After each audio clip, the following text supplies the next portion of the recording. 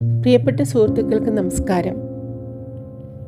പൊരിയുന്ന മലരു പോലെ, കുതികുത്തുന്ന ആട്ടിൻകുട്ടിയെപ്പോലെ അതായിരുന്നു അംബിക. ഒരു പ്രേമനൈരാശ്യത്തിൽപ്പെട്ട് കല്യാണമേ വേണ്ടെന്ന് പറഞ്ഞു നിൽക്കുമ്പോഴാണ് ശങ്കുണ്ണി നായരുടെ വൻ ബുദ്ധിയിൽ ആശയം പൊട്ടിമുളിച്ചത്. വേലുണ്ണിക്കുറുപ്പിനെ കൊണ്ട് അംബികയെ കല്യാണം കഴിപ്പിക്കുക. ആദ്യം സരസ്വതി അമ്മ ഒന്ന് എതിർത്തു. പിന്നെ ആലോചിച്ചപ്പോൾ വിശാല ചേച്ചിയുടെ മക്കൾ കൊണ്ടുപോയി തിന്നില്ലല്ലോ ആ സ്വത്ത് ഇത്രയും കൂടെ. അത്രയ്ക്കായിരുന്നു സഹിക്കായിക. നിർബന്ധിച്ചു അംബികയെ കൊണ്ട് സമ്മതിപ്പിച്ചു. ഒടുവിൽ അംബികയുടെ മരണത്തിനും സരസ്വതിയമ്മ തന്നെ കാരണമായി. എന്നിട്ടും പാഠം പഠിക്കാതെ സരസ്വതിയമ്മ അശോകനെ ചുറ്റി വളഞ്ഞു പിടിക്കുകയാണ്. രാജി എന്ന ഒരു ആവേശം എങ്ങനെയാണ് മകൻ്റെ മനസ്സിലേക്ക് കയറ്റുക എന്നാലോചിച്ച്. പക്ഷേ അശോകൻ അമ്മയെ പണ്ടേ പഠിച്ചു കഴിഞ്ഞതുകൊണ്ട് വരാല് പോലെ തെന്നി മാറുകയാണ്. വായിക്കാം. അവകാശികളുടെ 2ാം ഖണ്ഡത്തിൻ്റെ 1-ാം അധ്യായം. കട്ടിലിൻ്റെ തലയ്ക്കൽ ജനാലപ്പടി ചാരി നിന്നിരുന്ന സരസ്വതി അമ്മ ഉത്കണ്ഠയോടെ ചോദിച്ചു, എന്താ, കുഴപ്പമൊന്നുമില്ലല്ലോ? ഭാനുവിൻ്റെ വയറ്റത്ത് വെച്ച കൈപ്പടത്തിൻ്റെ പുറത്ത് മൃദുവായി 1-2 ഭാഗം കൂടി കൊട്ടി നോക്കിയ ശേഷം ഡോക്ടർ കുറുപ്പ് പറഞ്ഞു, ഒന്നും ഉള്ളതായിട്ട് തോന്നണില്ല. തൽക്കാലം കംപ്ലീറ്റ് റെസ്റ്റ് എടുക്കട്ടെ. നീ എന്തെങ്കിലും കൊടുത്തോ? ഇല്ല, മിനി മറുപടി പറഞ്ഞു. അച്ഛനും കൂടെ നോക്കിയിട്ട് ആവാമെന്ന് വെച്ചു. ഡിസ്ചാർജസ് ഒന്നും ഇല്ല എന്നല്ലേ പറഞ്ഞത്? ഒന്നുമില്ല.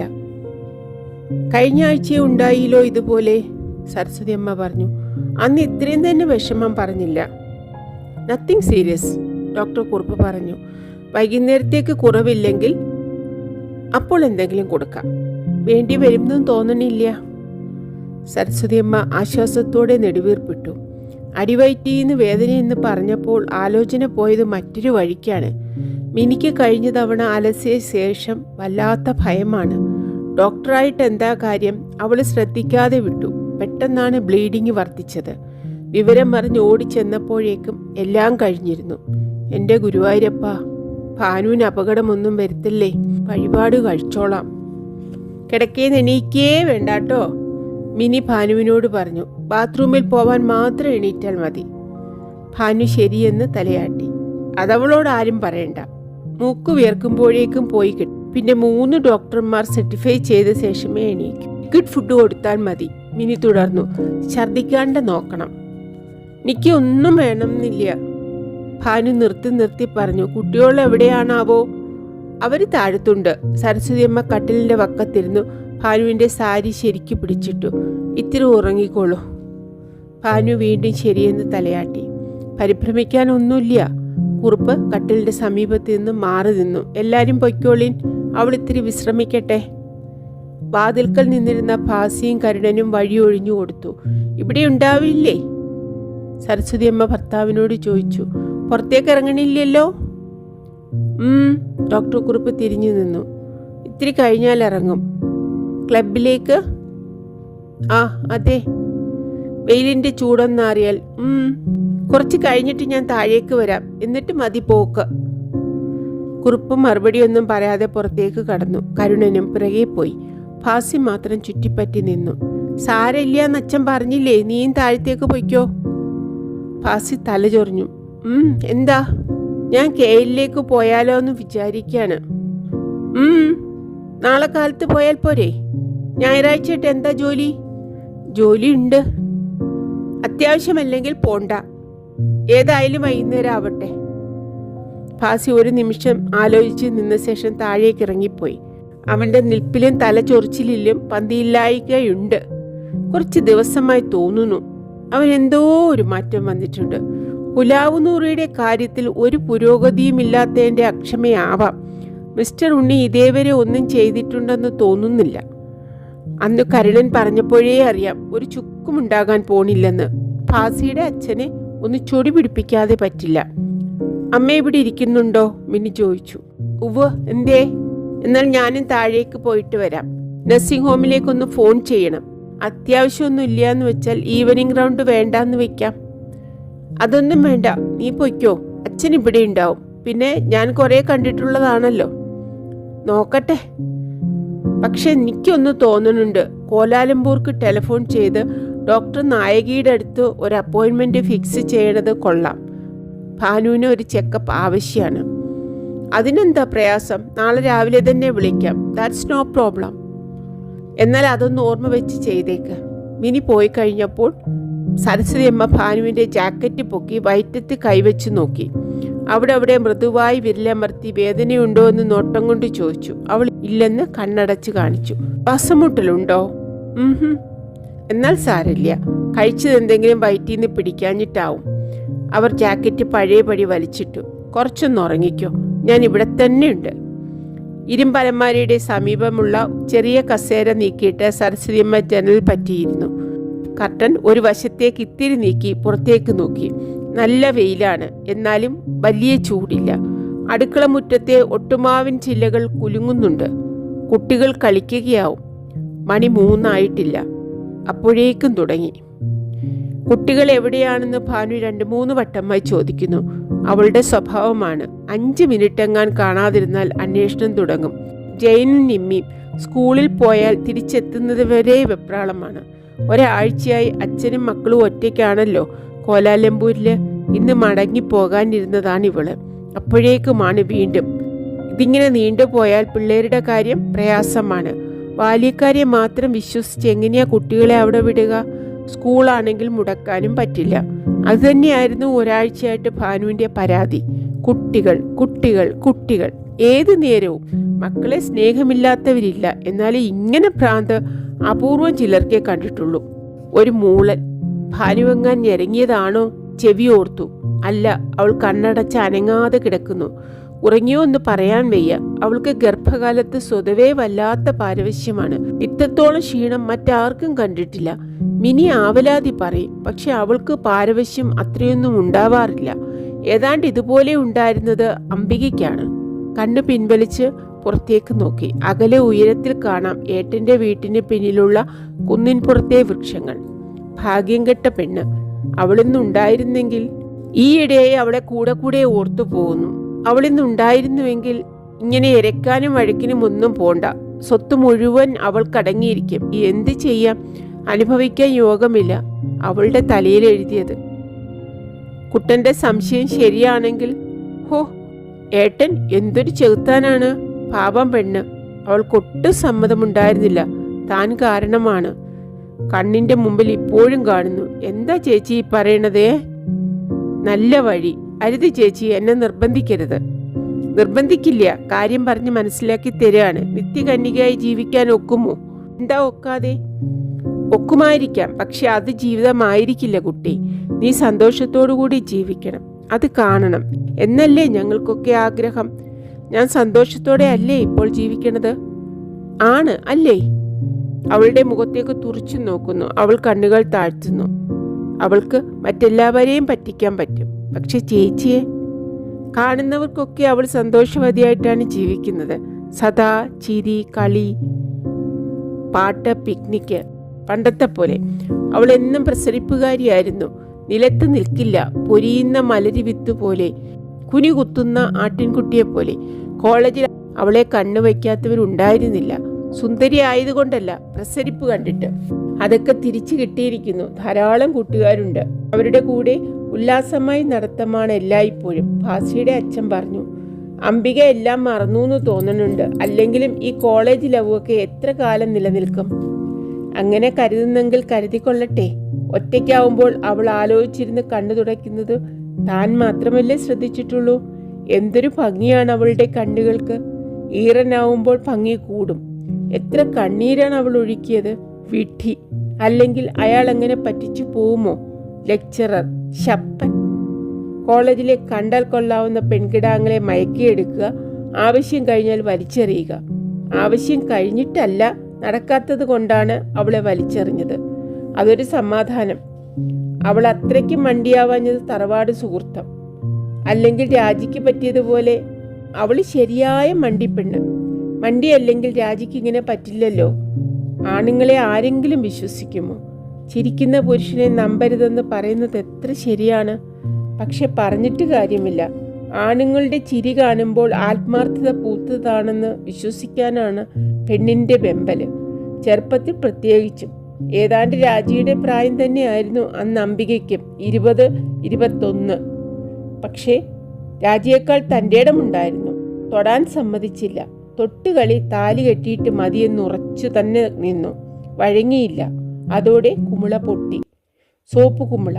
പ്രേമം. അമ്പലക്കൂറ്റിന് പ്രേമത്തിൻ്റെ അർത്ഥം എങ്ങനെ അറിയാനാണ്? അത് പറഞ്ഞാൽ അവൾക്ക് മനസ്സിലാവില്ല. അവളുടെ കുറ്റം കൊണ്ടാണ് അയാൾ പിണങ്ങിയതെന്നാണ് ധരിച്ചു വച്ചിരിക്കുന്നത്. മണ്ടി, മരം മണ്ടി, വെറുതെ വാശി പിടിക്കുന്നു. എനിക്ക് വേണ്ട ചേച്ചി. ശരി, ഏട്ടനെ വേണ്ടെങ്കിൽ വേണ്ട, വേറെ ചെറുപ്പക്കാരി ആരെങ്കിലും. എനിക്ക് കല്യാണമേ വേണ്ട. നീ ഒരു ഫൂളാണ്. 10 കൊല്ലം കഴിയുമ്പോൾ മനസ്സിലാവും ഈ വാശി മണ്ടത്തരമാണെന്ന്. മനസ്സിലായോ? തീർച്ച പറഞ്ഞുകൂടാ. യഥാർത്ഥത്തിൽ മനസ്സിലായത് തനിക്കാണ്. പാഠം പഠിച്ചത് താനാണ്. മനുഷ്യന്റെ കണക്കുകൂട്ടലുകൾ മണൽക്കോട്ടകളാണെന്ന പാഠം. എന്തെല്ലാം കണക്ക് കൂട്ടിയിരുന്നു അവളെ നിർബന്ധിച്ചപ്പോൾ. ഏട്ടൻ്റെ സ്വത്ത് മുഴുവൻ 10-25 ലക്ഷം വരും. കൊണ്ടുപോയി തിന്നുന്നത് കണ്ടിരിക്കാൻ വയ്യ. പക്ഷേ വഴിയെന്ത്? കുട്ടനാണ് വഴി ചൂണ്ടിക്കാണിച്ചത്. അംബികയെ ഏട്ടന് മനസ്സ് പെട്ടെന്ന് സമ്മതിച്ചില്ല. 10-20 വയസ്സിന്റെ വ്യത്യാസം. ഏട്ടനാണെങ്കിൽ ഒരു കല്യാണം, ഒരു വെപ്പാട്ടി, പിന്നെ എന്തൊക്കെയാണാവോ ദൈവം കണ്ടു. അവളുടെ ജീവിതം നശിപ്പിക്കലായിരിക്കും ഫലം. പണം മാത്രം പോരല്ലോ, അതും ഒരു ദുഃഖാനുഭവത്തിന് ശേഷം കണ്ണുനീർ കുടമായി കഴിയുകയാണ് അവൾ. അതിത്തിരി കഷ്ടമല്ലേ കുട്ടാ? എന്ത് കഷ്ടം? വേലുവെട്ടിന് 45 ആയിട്ടുള്ളൂ. കണ്ടാലാണെങ്കിൽ അതിന്റെ പകുതിയെ തോന്നൂ. എന്നാലും ഭാസിയുടെ അച്ഛൻ്റെ ചേട്ടനല്ലേ. എന്റെയും കുട്ടന്റെയും താഴെയുള്ള ഒരു കുട്ടിക്ക് ആലോചിക്കാന്ന് വെച്ചാൽ, അങ്ങനെയൊക്കെ വിചാരിച്ചാൽ അറ്റുണ്ടോ അപ്പോളെ? അവൾക്കാണെങ്കിൽ ഒരിക്കൽ അബദ്ധം പറ്റിയതാണ്, ഇനിയും പറ്റിക്കൂടുന്നില്ല. മടിയിൽ വെക്കാൻ ഒക്കുവോ? വേലുവേട്ടൻ ഇന്നല്ലെങ്കിൽ നാളെ വേറെ കല്യാണം കഴിക്കും. സ്വന്തമായിട്ട് സന്തതിയില്ലാത്ത വേദന നല്ലോണമുണ്ട്. പലരും വല വെക്കുന്നുണ്ട്. അംബികയേക്കാൾ ചെറുപ്പക്കാരികളെ കൊടുക്കാൻ തയ്യാറുള്ളൊരു ഡസൻ കണക്കിന് കാണും. ഇല്ലാന്ന് തോന്നുന്നുണ്ടോ? അതൊക്കെ ഉണ്ടാവും. പക്ഷേ എന്താ പക്ഷേ? ഏട്ടൻ ഇനി കല്യാണേ വേണ്ടാന്ന് പറഞ്ഞിട്ടല്ലേ ഇരിപ്പ്? അതൊരു ഉറപ്പുള്ള ഇരിപ്പല്ല. ആരെങ്കിലും പിടിച്ചു കൊടുക്കും, ഇന്നല്ലെങ്കിൽ നാളെ. ഏത് പെൺകുട്ടിയെ കാണുമ്പോഴാ ഏട്ടന്റെ മനസ്സിളകാന്ന് പറയാനൊക്കില്ലല്ലോ. അതും ശരിയാണ്. അതാ പറഞ്ഞത്, ഏട്ടന്റെ സ്വത്ത് വല്ലോരും കൊണ്ടുപോയി തിന്നണത് കണ്ടിരിക്കാറാവും ഇല്ലേ? അല്ല, ഏട്ടൻ ഇനി കല്യാണം കഴിച്ചില്ല എന്ന് വിചാരിക്ക. സ്വത്തൊക്കെ ആർക്കാ പോവുക? വിശാല ചേച്ചിയുടെ മക്കൾക്ക്. ഇപ്പൊ തന്നെ ചുമതലകളൊക്കെ കുറേശ്ശെ ശ്രീധരനെ ഏൽപ്പിച്ചു തുടങ്ങിയിരിക്കുന്നു. ഒടുക്കം മുഴുവനും കൊണ്ടുപോകും. വേലുവേട്ടന്റെ ആ കുട്ടികളോടുള്ള സ്ഥായി വിചിത്രാണ്. തനിയെ ഉപേക്ഷിച്ചു പോയ ഒരു ഭാര്യയുടെ മക്കളെ. വിശാല ചേച്ചി വഴക്കുകൂടി പോയതല്ലല്ലോ, ഭക്തിയും വിരക്തിയും ആയിട്ടല്ലേ. എന്നാൽ എന്താ, ഉപേക്ഷിച്ചത് തന്നെയല്ലേ. മക്കളാണെങ്കിൽ അപ്പുനായരുടേതാണ്. എന്നിട്ടും വേലുവേട്ടന് ആ കുട്ടികളോടുള്ള ഒരു സ്നേഹം. എന്താ അതിന് കാരണം എന്ന് നിശ്ചയുണ്ടോ അപ്പോൾക്ക്? വളർത്തിയതല്ലേ, അതുകൊണ്ടെന്താ? കാരണം അതൊന്നുമല്ല, സ്വന്തമായിട്ട് മക്കളില്ല. അത് തന്നെ. അംബികയെ കല്യാണം കഴിച്ചിട്ടൊരു കുട്ടി ഉണ്ടാവട്ടെ, അപ്പൊ കാണാം. അത് ശരിയായിരിക്കാം. എന്നാലും അവളുടെ ഭാഗം കൂടി ആലോചിക്കണ്ടേ കുട്ടാ? എന്താ പിന്നെ അത്ര ആലോചിക്കാനുള്ളത്? അവള് കുറച്ച് ശാഠ്യം പിടിക്കും, സാരാക്കാനില്ല. സംഗതി നടന്നാൽ പിന്നെ ഇണങ്ങിക്കോളും. അത് തന്നെ സ്വർഗം എന്ന് നിലയാവും. അല്ലെങ്കിൽ ഇത്തിരി പ്രായമുള്ളവരെ കല്യാണം കഴിക്കുന്ന പെൺകുട്ടികളുടെ ജീവിതം എപ്പോഴും ഹാപ്പി ആയിരിക്കും. എന്താന്ന് വെച്ചാൽ അവര് കൊട്ടണ താളത്തിന് തുള്ളും ഭർത്താക്കന്മാര്. ഇല്ലെങ്കിലും ഓപ്പോൾ നോക്കിക്കോളൂ. തികച്ചും വിശ്വാസം വന്നില്ല എങ്കിലും മൂളി. കുട്ടൻ പറഞ്ഞത് ശരിയായിരുന്നുവെന്ന് കാലം തെളിയിച്ചു. അവരുടെ ദാമ്പത്യം ആനന്ദപൂർണം തന്നെയായിരുന്നു. ആദ്യമൊന്നും അത്ര തെളിച്ചമുണ്ടായിരുന്നില്ല. അംബികയ്ക്കും അതെ, ഏട്ടനും അതെ. പക്ഷെ കല്യാണം കഴിഞ്ഞു 2-3 മാസത്തിനകം കാര്യമാകെ മാറി. എന്തൊരു കളിയും ചിരിയുമായിരുന്നു. ടീനേജേഴ്സിനെ പോലെ ഏട്ടന് ഇങ്ങനെയോ ഒരു വശമുണ്ടെന്ന് ആരും മനസ്സിലാക്കിയിരുന്നില്ല. ചിലപ്പോൾ തോന്നും അവളെക്കാൾ പ്രസരിപ്പ് ഏട്ടനാണെന്ന്. സിനിമയ്ക്ക്, ഡാൻസിന്, പിക്നിക്കിന്, പിന്നെ യൂറോപ്പിലേക്ക്, അമേരിക്കയിലേക്ക് അസൂയ വരെ തോന്നിയിട്ടുണ്ട്. വൈര നെക്ലസ്, എമറാൾഡ് മോതിരം, കയ്യിൻ്റെ മുട്ടുവരെ വള, പുതുപുത്തൻ ജാഗ്വാർ കാറ്. എന്തെങ്കിലും വേണമെന്ന് അംബിക ഒന്ന് സൂചിപ്പിക്കുകയേ വേണ്ടൂ. അടുത്ത നിമിഷം തന്നെ അതെത്തും. അവൾ തന്നെ സമ്മതിച്ചു. ചേച്ചി ഐ എം സോ ഹാപ്പി. ചേച്ചി എത്ര താങ്ക് ചെയ്താലാണ് മതിയാവുക? ചേച്ചിയല്ലേ എല്ലാറ്റിനും കാരണം. എല്ലാറ്റിനും കാരണം, അതെ എല്ലാറ്റിനും. അവളുടെ മരണത്തിനും. തൻ്റെ ദുർബുദ്ധിയിൽ അങ്ങനെയൊന്ന് തോന്നിയില്ലായിരുന്നുവെങ്കിൽ. കണ്ണിൽ പെട്ടെന്ന് വെള്ളം നിറഞ്ഞു. അതൊപ്പിക്കളയാൻ ഒരു ശ്രമവും ചെയ്തില്ല. നിശ്ചലമായി പുറത്തേക്ക് നോക്കിക്കൊണ്ടിരിക്കുക മാത്രം ചെയ്തു. കൺമുന്നിലൂടെ പല ചിത്രങ്ങളും കടന്നു പോകുന്നു. ഒന്നും വ്യക്തമല്ല. ഓരോ ചിത്രവും മുൻപിലത്തേതിനെ മായ്ക്കുന്നു. ഏട്ടനും അവളും കൂടി കാറിൽ നിന്ന് ഇറങ്ങി വരുന്ന ചിത്രം. എന്തൊരു പ്രസാദമാണ് അവളുടെ മുഖത്ത്. യാത്ര പറയുമ്പോഴും അതേ പ്രസാദം. അടുത്ത ആഴ്ച വീണ്ടും കാണാം. ടെലിഫോൺ അടിക്കുന്നു. അലസമായി റിസീവർ എടുക്കുന്നു. എന്ത്? അംബിക മരിച്ചു. ആക്സിഡന്റ്. മന്ദിൻ പാസിലെ വളവിൽ വെച്ച്. അപ്പോൾ തന്നെ മരിച്ചു. On the spot. ഇരുട്ട്. കണ്ണു തുടച്ചു. ഇപ്പോഴും വിശ്വാസം വരുന്നില്ല. കണ്ണിൽ ഇപ്പോഴും അവളുടെ പ്രസന്നമായ മുഖം കാണുന്നു. മനുഷ്യാവസ്ഥ.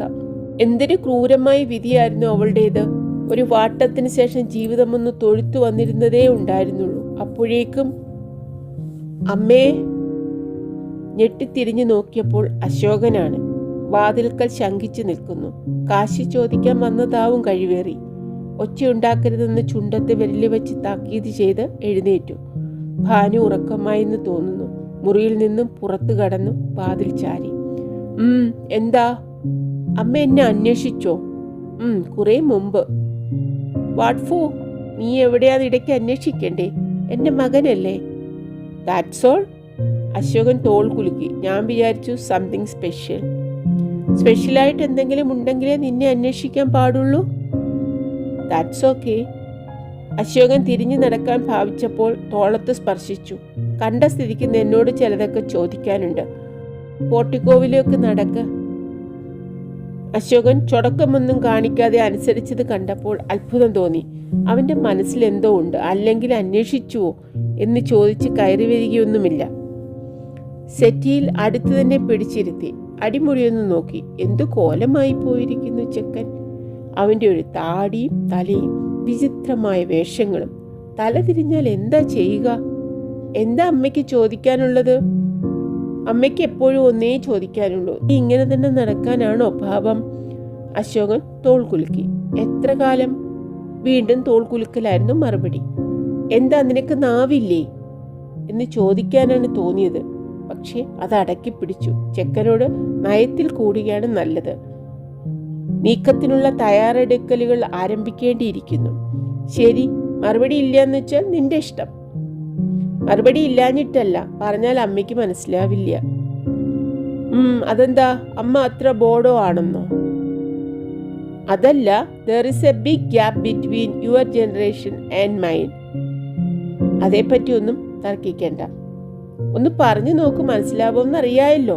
I don't want to waste time. എന്താ പറയാനുള്ളതെന്ന് വെച്ചാൽ പറയൂ. ടൈം വേസ്റ്റ് ചെയ്യാത്തൊരാള് പരിഹാസഭാവത്തിലൊന്ന് ചിരിച്ചു. എടാ, എനിക്ക് പറയാനുള്ളത് നീ ടൈം വേസ്റ്റ് ചെയ്യുന്നതിനെ പറ്റിയിട്ടാണ്. ഇങ്ങനെ കഴിഞ്ഞാൽ മതിയോ? അമ്മേ, അമ്മ പഴയ വേദാന്തം കെട്ടഴിക്കാനല്ലേ? എന്നാൽ ഞാൻ പോവാണ്. പൊയ്ക്കോ. പണത്തിന് ആവശ്യം വരുമ്പോൾ ഇവിടെ കാണരുത്. കഴിഞ്ഞ ആഴ്ച ഞാൻ പാപം വിചാരിച്ച് തന്നു. ഇനി അങ്ങനെ എപ്പോഴും കിട്ടില്ല. അശോകനിൽ നിന്ന് യാതൊരു പ്രതികരണവും ഉണ്ടായില്ല. അത്ഭുതകരമായി തോന്നി. മുഖത്ത് സൂക്ഷിച്ചു നോക്കി. പക്ഷെ ഒരു ഭാവഭേദവും കണ്ടില്ല. സമയം വരുമ്പോൾ എങ്ങനെയെങ്കിലും മേടിച്ചു കൊള്ളാം എന്നായിരിക്കാം ഒരുപക്ഷെ അവൻ്റെ വിചാരം. എന്തിനിപ്പോഴേ തർക്കിക്കുന്നു? സമീപനത്തിൻ്റെ രീതി ഒന്ന് മാറ്റിയേ വെക്കൂ. അല്ല, ഞാനൊന്ന് ചോദിച്ചോട്ടെ? വാത്സല്യപൂർവ്വം തോളത്ത് കൈവച്ചു. നിനക്ക് എന്താ വേണ്ടത്? എന്തിൻ്റെ കുറവുണ്ടായിട്ടാണ് ഇങ്ങനെയൊക്കെ നടക്കുന്നത്? കാര്യം പറഞ്ഞാലല്ലേ എനിക്കും നിന്റെ അച്ഛനുമൊക്കെ മനസ്സിലാവും. എൻ്റെ കാര്യം പോട്ടെ, നിന്റെ അച്ഛൻ്റെ കാര്യമൊന്ന് ആലോചിച്ചു നോക്ക്. നീ ഒഴിച്ച എല്ലാ മക്കളും നന്നായി കരകയറി. നിന്നെ ഒരു കരകയറ്റിയാലേ സമാധാനാവൂ. അതിനാണ് അച്ഛനും അമ്മയും ശ്രമിക്കുന്നത്. അത് നീ എന്താ മനസ്സിലാക്കാത്തത്? അശോകൻ വല്ലാത്തൊരു ചിരി ചിരിച്ചു. എന്തടാ ചിരിക്കണത്? ഒന്നുമില്ല. കൊന്നിക്കൊന്ന് കൊടുക്കാനാണ് തോന്നിയത്. കടിച്ചു പിടിച്ച് നിയന്ത്രിച്ചു. ഒരു തരത്തിലും പിടികിട്ടുന്നില്ല ചെക്കനെ. എന്താണ് ഇവന്റെ മനസ്സിലിരിപ്പ് എന്ന് മനസ്സിലാവുന്നേയില്ല. കാട്ടിയത് കാട്ടി ഇങ്ങനെ കേടുവരുമോ ആരെങ്കിലും? നിന്നോടിപ്പോ ഒന്നും പറഞ്ഞിട്ട് കാര്യമില്ല. സരസ്വതിയമ്മ നെടുവേർപ്പെട്ടു. എവിടേക്കാന്ന് വെച്ചാൽ പോയിക്കോ. പോയി തെണ്ടി നടന്നു. അല്ലാതെ എന്ത് പറയാനാ? അശോകൻ അല്പനേരം അവിടെ തന്നെ ഇരുന്നു. പിന്നെ പെട്ടെന്ന് അകലെ എവിടെയോ വെടി പൊട്ടിയത് കേട്ട പന്നിയെ പോലെ എഴുന്നേറ്റ് താഴത്തേക്ക് ഇറങ്ങിപ്പോയി, ഒരക്ഷരം പോലും ഉരിയാടാതെ. സരസ്വതി അമ്മ കോണിക്കിലേക്ക് നോക്കിക്കൊണ്ടിരുന്നു. ചെക്കനോട് പലതും പറയണമെന്ന് വിചാരിച്ചതാണ്. ഈ ബൗദ്ധന്റെ മട്ടയ്ക്ക് ഒന്ന് അവസാനിപ്പിക്കണം, എന്നാലേ ഉദ്ദേശിച്ച കാര്യത്തിനുള്ള ശ്രമം തുടങ്ങാൻ പറ്റൂ. ആലോചിക്കും തോറും അതുതന്നെയാണ് എളുപ്പവഴി. തർക്കിച്ച് അവകാശം മേടിക്കാനൊക്കെ പോയാൽ ഒന്നും കിട്ടിയില്ലെന്ന് വരും. കിട്ടിയാലും അത്രയൊന്നും ഉണ്ടാവില്ല. മറിച്ച് അശോകനെ കൊണ്ട് രാജിയെ നടക്കുമോ? അത്ര എളുപ്പമല്ല. ഇവൻ മര്യാദയ്ക്കായിരുന്നുവെങ്കിൽ വലിയ പ്രയാസം നേരിടില്ലായിരുന്നു. അതിന് അവനും കൂടെ വിചാരിക്കണ്ടേ? ഒന്ന് ചൂന്നു നോക്കണമെന്ന് വിചാരിച്ചതാണ്. രാജിയെ കിട്ടാൻ ചാൻസ് ഉണ്ടെന്നറിഞ്ഞാൽ ഇവൻ ഈ വിട്ടുവേഷമൊക്കെ വലിച്ചെറിയും. സുന്ദരി, സിനിമാ താരം, ധാരാളം സ്വത്ത്. പക്ഷേ അങ്ങനെയെങ്ങും തുറന്ന് പറയാനും നിവർത്തിയില്ല. ചെക്കനത് നാട് നീളെ പറഞ്ഞു നടക്കും. അതോടെ ഉള്ള ചാൻസും ഇല്ലാതാവും. അതേസമയം ആശയ്ക്ക് വഴി കൊടുക്കാതെ അവനെ പിടിച്ചു നിർത്താനും ഒക്കില്ല. എന്നാലും എന്തു മിടുക്കം കുട്ടിയായിരുന്നു അവൻ. ഇങ്ങനെ ആയിപ്പോയല്ലോ എൻ്റെ ഭഗവാനെ. ആരോ കോണി കയറുന്ന ഒച്ച. സാരിത്തുമ്പുകൊണ്ട് കണ്ണു ബന്ധപ്പെട്ട് തുടച്ചു. പക്ഷേ കണ്ണു പിന്നെയും നിറഞ്ഞു. കോണി കയറി വന്നത് ഭദ്രയാണ്. പ്രിയപ്പെട്ട സുഹൃത്തുക്കളെ, ഞാൻ ഈ അധ്യായം 2 ഭാഗമായിട്ട് വായിക്കാം. എന്നെ കേൾക്കുന്ന എല്ലാവർക്കും നന്ദി.